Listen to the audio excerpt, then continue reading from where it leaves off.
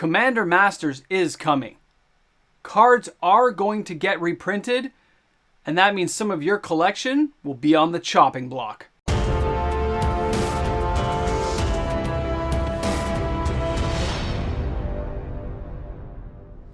Sometimes your cards just have to get the axe. And it's not just Commander Masters that brings this around. A lot of reprint sets, when they come, devalue other cards. Do we need reprints though? Yes. Does Wizards have to charge us so much? I guess from their point of view, yes, but for most of us, we'd say no. Welcome back, everyone. MTG Moxman here. Thanks again for hanging out with me on my channel today. Because when cards hit the chopping block, when you see value in cards you paid top dollar for get slashed in half or worse, it just drives home a lot of anger, hate, frustration, because you did pay top dollar, but at least you get to enjoy the cards. You get to hold on to them forever, and that way the longer playing life you've had makes up for it, right? Yeah, no, not really. And the same goes for certain reserve list cards. When people hoard reserve list cards, prices go up. But when people need liquidity and they have to flush those cards back into the system, prices can go down, making them very affordable. Bear market, bull market, there are opportunities and times for everything. When you're deciding which cards may be coming back inside of Commander Masters, you might be being strategic and saying, which cards have I seen in recent sets, Dominaria Remastered, etc. What cards might be coming around? And you're deciding to get rid of some of your pricier cards. Maybe you think Force Negation's coming around again. Maybe you think Wizards has got some fancy box topper stuff planned like they did for Ultimate Masters.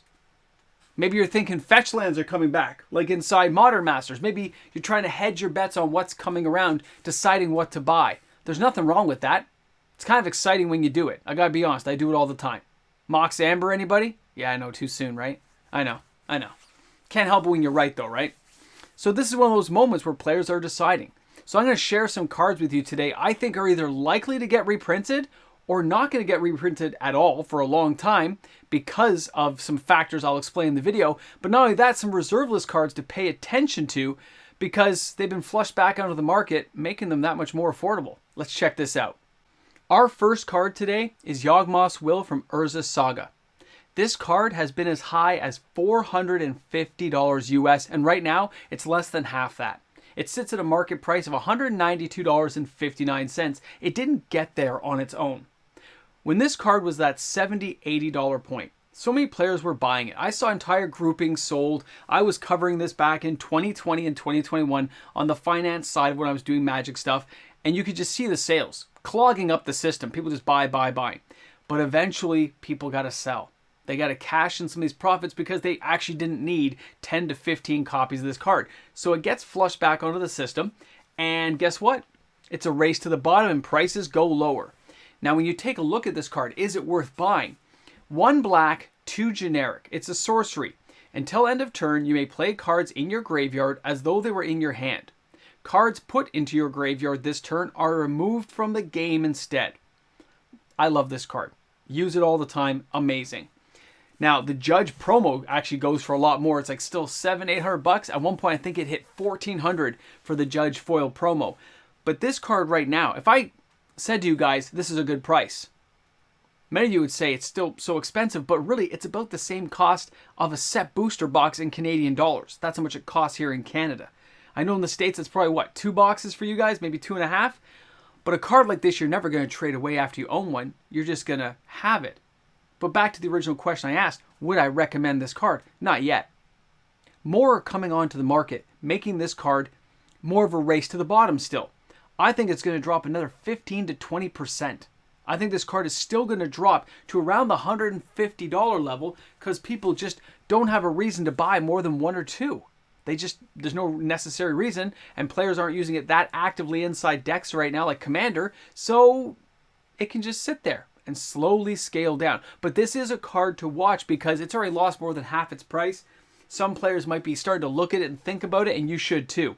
Because if the fish come out to start biting, the nibbles become a bit of a frenzy, FOMO can take over. It could shoot back up, but I think if people just kind of leave it, let it slowly fall like a leaf falling from a tree in the autumn, we're going to be okay. I think this card's got a little ways to fall still. You can wait for it, but if it's a card you've always wanted, keep an eye out for this card. Now our next one. Peacekeeper. This is the only other reserve list card on today's list, by the way. There's only 2 of them I wanted to share with you because this card, at its height, and I bought at its height, so I paid, I think, $65 Canadian at the time. It was right when it was going up. And this card is all the way down to a market price of $18.29. Moderately played copies on TCG Player for $15 to $17, depending on where you're getting it from and shipping and stuff, guys. Super affordable. But what does the card do? This card is a 1 white, 2 generic, 1/1 creature. During your upkeep, pay 1 white, 1 colorless, or bury the Peacekeeper. Creatures can't attack. This is an amazing card. The artwork, iconic. Beautiful background where you got the zebra in the background, the sun setting. I just love the idea of the guy standing there with the sword on, he's got a sword on the hilt in Zephyr. This is just amazing, okay? But it also is a very powerful card in its own right. And people never expect it. I can tell you that now. When you build an anti-creature deck, people don't see it coming. At this price point, I'd say go for it. It's cheap enough. Like, I paid way more than that, but I got my play set and I'm done. I don't have to worry about getting more than 4. But for anyone who doesn't own a card like this, yeah, this card will probably, after this video, possibly end up in the hot 10 this weekend. And for good reason. It shouldn't be a $15 to $17 card, but nobody else knows that right now. Nobody else is paying attention to this. So, yeah, if you guys are watching, this might be a card you want to grab. Only if you're interested, though. If players leave it alone, will it dive lower? Yes, it will. Again, it's a hoarding card. People bought so many copies, they went beyond what they needed, that they were thinking they could change it and flip it for massive value, and maybe down the road, 10 years from now, they really can. But at this point, they can't. Remember, nothing is profit until you sell it. Finance 101, you can own a stock all you want. That value is not yours until you've cashed it out and have the cash in hand. The same as a Magic card. When all these people say, oh, I've made this much money. You haven't made that money until you sell it. Until you got the cash in the bank. Never forget that. And if you're a player who just wants to collect the card and enjoy it, that's the best part about Magic. Let's go ahead and check out our next card today. Here we have Flagstones, and it's from Ultimate Masters. Guys, look at the price point. $2.87. Most people would say this doesn't look like a likely reprint card for something like Commander Masters. Take a look at the pricing points you'll see on the screen. From the financial side, you can see it started really low, 2019, couple bucks. Dropped right off the roof after it came out. Then it had a spiked period where it went above $20 and it fell right back down again over the course of that year and a half. This card is a perfect card for Wizards of the Coast to reprint. They like cards like this being available and being very cheap. This card at $1.50 is probably perfect territory for them, and they probably like to keep it there. So I think the chance of a card like this being reprinted are probably not that bad. Now the Flagstones is a legendary land. It taps for white mana, but when it's put into the graveyard from your battlefield, you get to search your library for a Plains card and put it into the battlefield, tap, then shuffle your library. So I know I've seen people put out multiple of the Flagstones so they can get multiple dual lands. Remember, it says Plains. It doesn't say basic land. So anything with Plains in it, you can go hunting for. You can get shock lands. There's options with cards like this. But Wizards wants those cards to be available based on the new way they've been doing things. A card like this, to me, is likely to get reprinted. Now our next card, the Triomes. I'm talking about anything from New Capenna all the way through to Ikoria. Let's talk about Triomes here. You can see the price on these is actually starting to uptick. Just ever so slightly, a lot of these cards are rising in value from that $10, $15, $20 price point.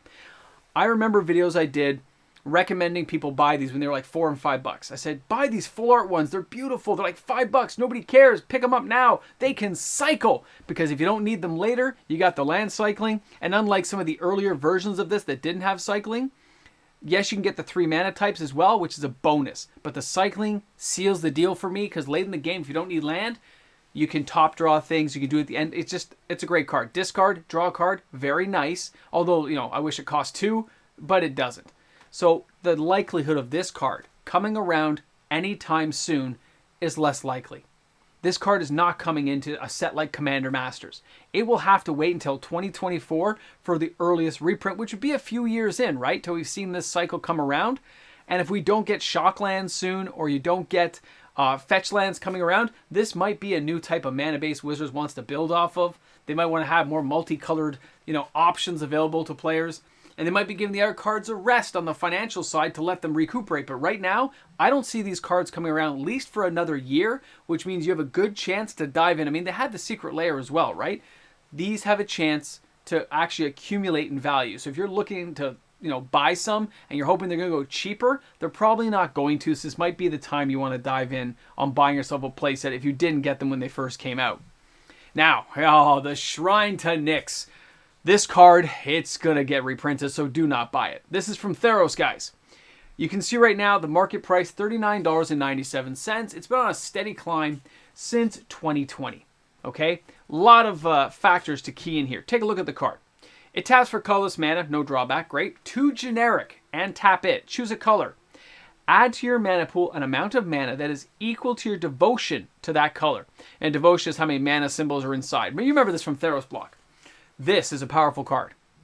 This can go with things like Cabal coffers and lands of the like. Guys, this card, the chances of it coming around is very likely. They probably want a card like this at around the $20 mark. They will slice this thing in half. I'm not sure if they'll upshift it to Mythic, but the chances are it is going to come around in Commander Masters, and I think you can wait for this card. It's only a short period of time, and if it doesn't come, then I don't expect the price to spike on this card, so you can still buy it if you need to, but this is a card you can wait for sure. Our next card is Cabal Stronghold.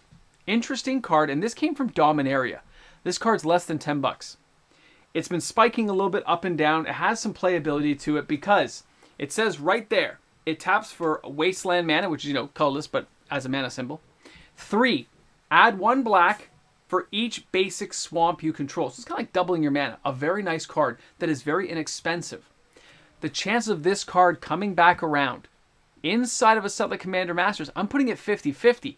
I think they'd like this card to come around. I think they might put that whole mana base in there. Because if they're not going to give us fetch lands or give us some other draw land, they some really marquee land to draw people in, these are lands they can put in that do have some value. Players do look at them. Players do use them. So you can keep an eye on this because if you own it, you might want to sell them, but it's not at a high price point, so you're not going to draw a big value. If it comes around again, it's going to get cut in half. The value is just going to shoot down, and that's okay for players who are looking to get the card, but if you own it and you're depending on the value for the future, don't. This kind of card is definitely meant to be played. They're going to reprint it a lot. Our last card today, Cabal Coffers, for obvious reasons. This was an original Torment card. It came out Modern Horizons 2. So when you look at this card, you say, is it coming around? It's not. I don't think this card, I've seen so many sitting on store shelves at all these LGSs, have copies of this. This card is not going to come around again. Take a look at this one from Modern Horizons 2. It says 2, and then, of course, add 1 black for each swamp you control, just like the Cabal.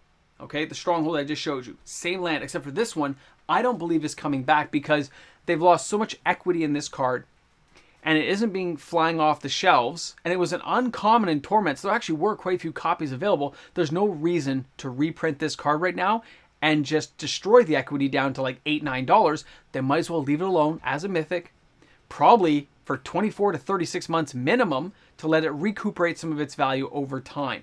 Just natural attrition as people slowly, see this card and say, I might as well pick one up. It's like 15 to 25 bucks. This is where I see a lot of these cards going. And when you're picking and choosing which cards you think might come around again, look at the value of the card.